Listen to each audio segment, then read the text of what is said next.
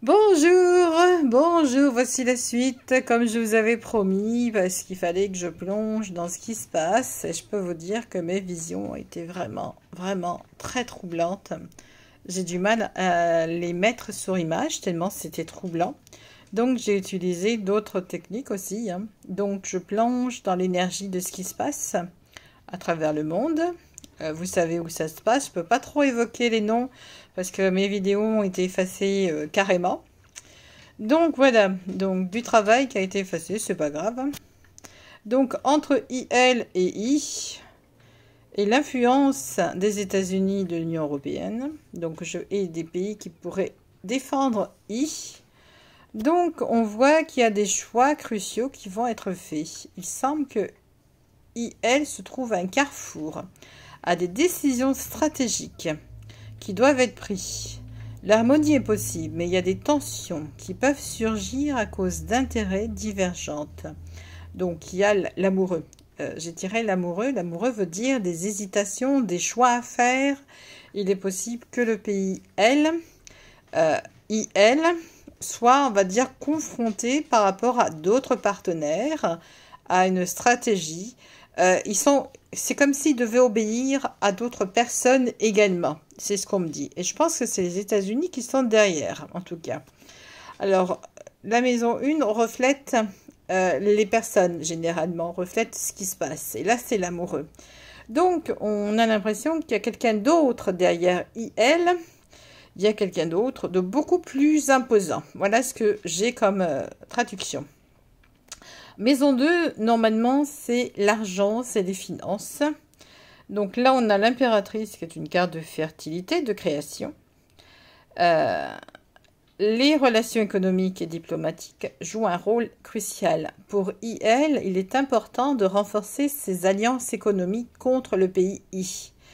Mais il faut qu'il fasse attention aux désaccords internes. Il pourrait y avoir des désaccords, comme je vous ai dit tout à l'heure. Tout à l'heure, dans la dernière vidéo, je vous ai dit que les pays comme les États-Unis, l'Union européenne, etc., pourraient laisser tomber ce pays parce qu'il pourrait y avoir des désaccords. Certainement des choses qui ont été dites et des choses qui ne sont pas mises en place.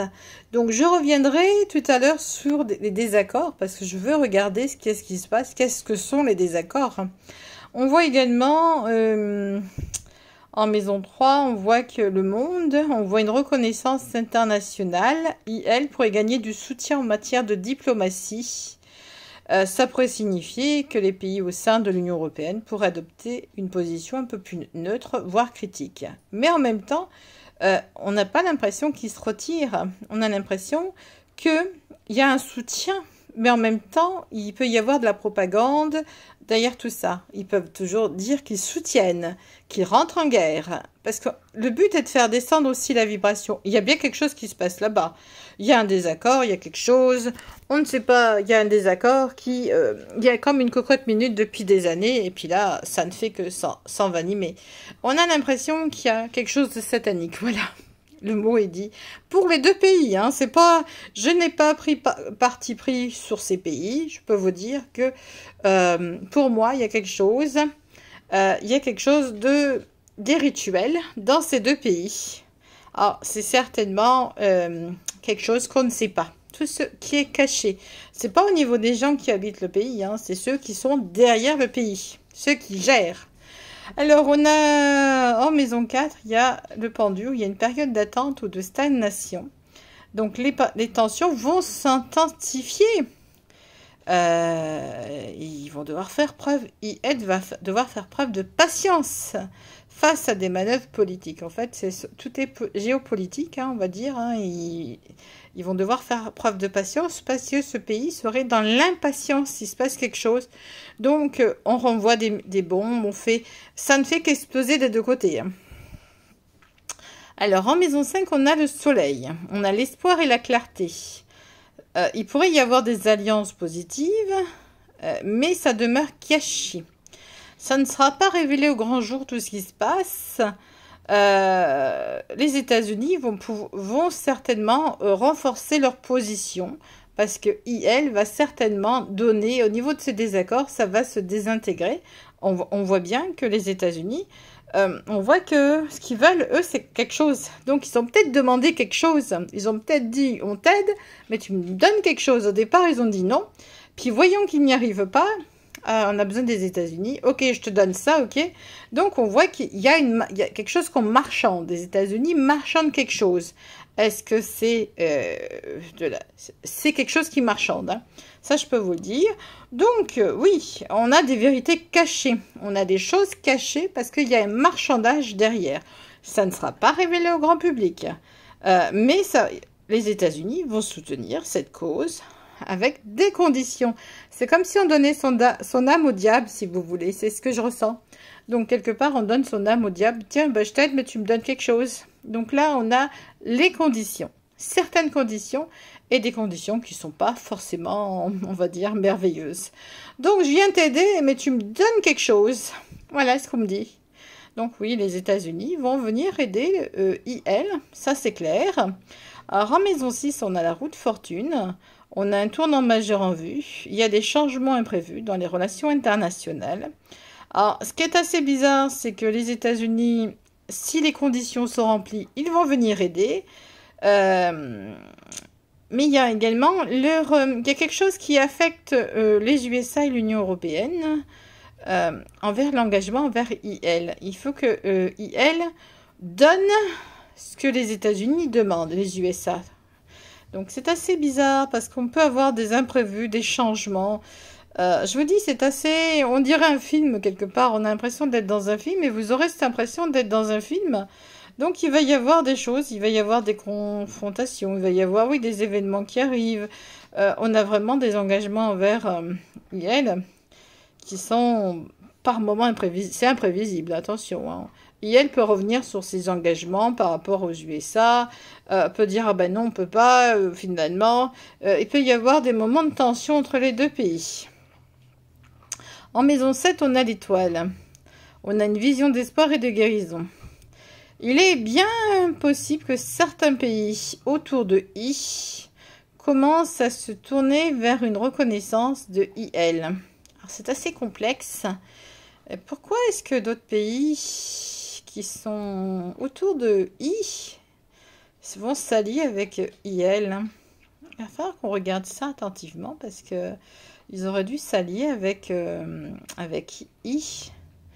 Mais on a certainement qu'ils ont été achetés, il y a quelque chose.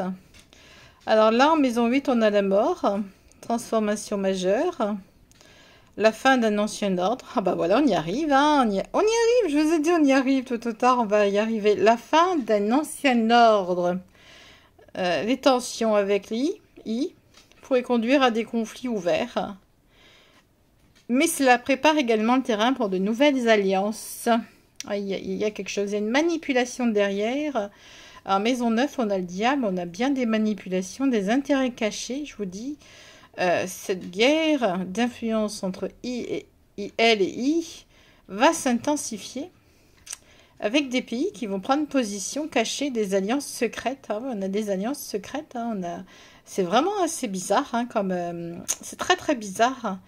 Alors, en maison 10, on a la lune, illusion et incertitude.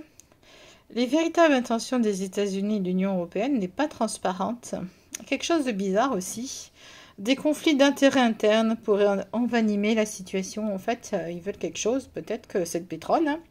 Mais aux États-Unis, ils ont le pétrole déjà, Dallas. Donc, il y a autre chose derrière. Ils veulent quelque chose. Le pouvoir ou... En tout cas, on a quelque chose qu'on veut. Donc, il y a maison 11, jugement, réveil et évaluation. Ça pourrait signifier que ces pays prennent conscience des conséquences de leur alliance. IL pourrait être mise à l'épreuve et des choix difficiles devront être faits. Alors, maison 12, le pape, hein, une recherche de sagesse et de compréhension. Je pense qu'on va avoir pas mal de propagande à la télé. Alors, entre IL et I, le paysage sera un peu marqué par des choix difficiles, des alliances changeantes. Par moments, c'est à voile et à vapeur, hein. Alors, les pays comme la Russie et la Chine pourraient se rapprocher de I, cherchant à contrer l'influence occidentale. Les tensions vont rester palpables, mais des opportunités pour la paix existent également. On va pas forcément aller vers une troisième guerre mondiale. On s'y approche quand même, mais on n'y va pas forcément parce que les autres veulent quelque chose. Alors en fait, ils veulent quelque chose et ce qui est assez bizarre. Que veulent les USA et l'Union européenne avec... Qu'est-ce qu'ils veulent ces pays? Que veulent-ils? Que veulent-ils? Financiers? Des armes? Que veulent les USA et l'Union européenne? Ouais, c'est bizarre parce qu'ils veulent quoi? Des âmes? Oui, c'est possible que ce soit des âmes.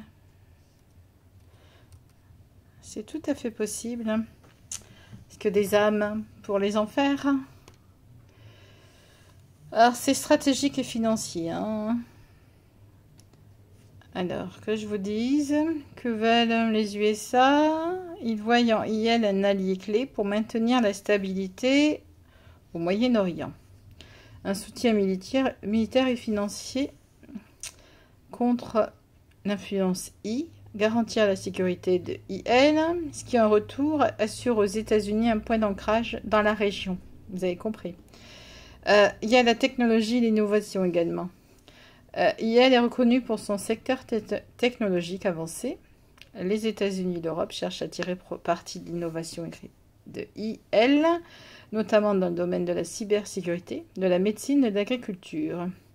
Donc c'est un partenariat à la fois financier et intellectuel visant à renforcer les économies des deux côtés. Les relations entre IL, les États-Unis et l'Union européenne exercent une influence sur d'autres pays autour de I. En soutenant IL, ils espèrent favoriser des accords de paix et des alliances stratégiques qui pourraient stabiliser la région. Mais en même temps, ils pourraient s'attaquer aussi à d'autres après ça. Donc, après des décédentes découvertes de gaz en Méditerranée occidentale, IL est devenu un acteur clé dans le domaine de l'énergie. Donc, les États-Unis et l'Union européenne souhaitent sécuriser des partenariats pour accéder à ces ressources, réduisant ainsi leur dépendance à d'autres pays producteurs de pétrole. C'est bien ce que je disais. Alors, il y a des liens historiques, bien entendu, qui jouent un rôle important. Donc, les États-Unis et l'Union européenne partagent des valeurs démocratiques avec IL, ce qui renforce leur engagement envers cet État éthique et moral. Donc, ces deux pays, les États-Unis et l'Union européenne, voient en IL non seulement un partenaire stratégique, mais une opportunité de croissance économique et d'influence géopolitique. Cependant, la relation est complexe et on voit que c'est bancal par moment, c'est à dents de scie leur relation. Donc, oui, c'est pour ça qu'ils attaquent.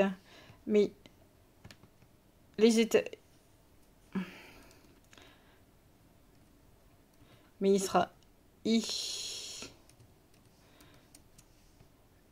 risque d'attaquer d'autres pays voisins. Après I. Parce qu'à mon avis, ils vont attaquer. Donc, parce que souvenez-vous, je vous ai dit... Je vous ai dit qu'ils allaient attaquer d'autres pays parce que c'est caché. On a des partenaires, après on n'a plus de partenaires. C'est du n'importe quoi.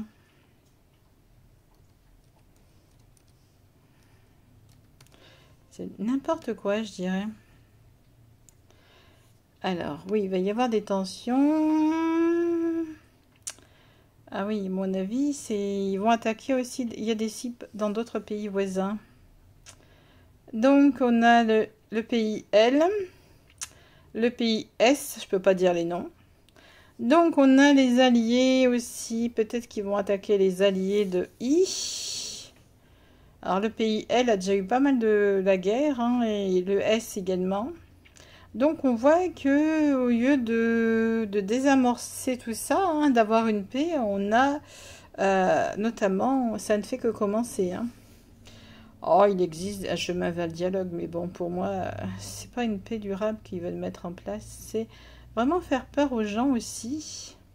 Et puis, ils veulent prendre ce qu'ils ont également. Il y a des négociations, ils vont avoir des négociations.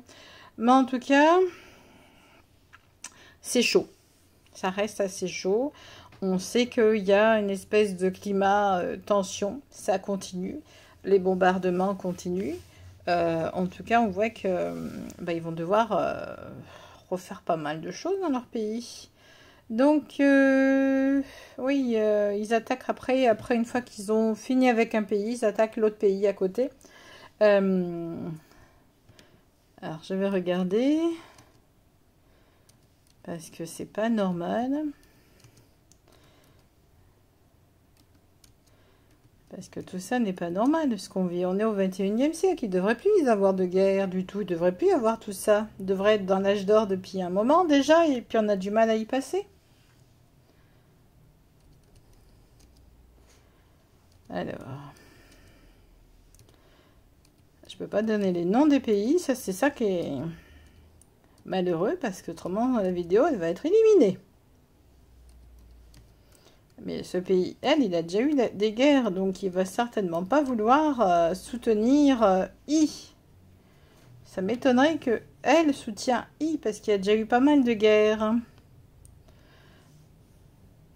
Oui, I et S partagent une alliance stratégique renforcée. Ils ont des intérêts communs face à un ennemi tel que IL et les États-Unis. On voit que cette alliance est fondée sur des bases politiques, militaires et économiques. Donc, ils ont vraiment... il y a vraiment quelque chose de concret entre eux. Par rapport au pays L, il y a un groupe militant basé à L et un allié clé de I. On a bien un soutien de L par rapport au pays I. Et on voit que, oui, il y a bien une résistance. Il y a bien ce soutien que vient donner L au pays, on va dire I. Je ne peux pas donner les noms. Donc, on voit que ce pays cherche à influencer, à avoir des alliés contre ce qui se passe en ce moment, pour consolider sa position. Il veut créer un réseau d'alliances. Donc, il veut créer, on va dire, plusieurs pays. À mon avis, il y a un autre pays qui va le rejoindre également. Donc, il est possible que tous les pays du Moyen-Orient se joignent au pays I. Après tout, c'est possible. Donc, oui, il y a pas mal de pays qui vont rejoindre selon leur intérêt. Parce qu'au départ, non, je ne rejoins pas, non. Mais il y en a qui vont être en dormant, qui vont faire style non. Mais il y en a qui sont dormants, mais qui rejoignent réellement. Donc, il y en a pas mal de pays. Alors, pour l'Égypte et la Jordanie, l'Égypte ne va pas rejoindre le pays I, il préfère IL. Maintenir un équilibre dans les relations avec. Mais on voit que, par contre, la Jordanie rejoint I, mais en dormance également. Parce que l'autre pays veut faire attention à ses intérêts. Il y a des intérêts économiques également. Les pays du Golfe font attention à leur argent avec l'Occident. Ils sont ils veulent sécuriser. Donc oui, il y a pas mal de pays, mais pas tous les pays du Moyen-Orient vont se joindre à I. Il y a certains pays oui, certains pays non. Et je ne peux pas prononcer les noms des pays parce que je fais attention de ne pas tout prononcer. Parce qu'autrement, la vidéo ne passera pas, elle ne sera pas diffusée. Et vous ne pourrez pas la regarder une nouvelle fois. Donc oui, il y a bien quelque chose qui se met en place. Hein. On voit bien qu'on essaye de nous mettre dans un espèce de cargan. Voilà. Donc je vais regarder une autre vidéo pour vous informer des attentats, etc. Je vous dis à bientôt. Passez une bonne fin de journée. Et n'hésitez pas à mettre un pouce, à partager la vidéo, à faire un don pour la chaîne si vous le désirez, à prendre vos consultations en barre d'infos. À bientôt. Au revoir.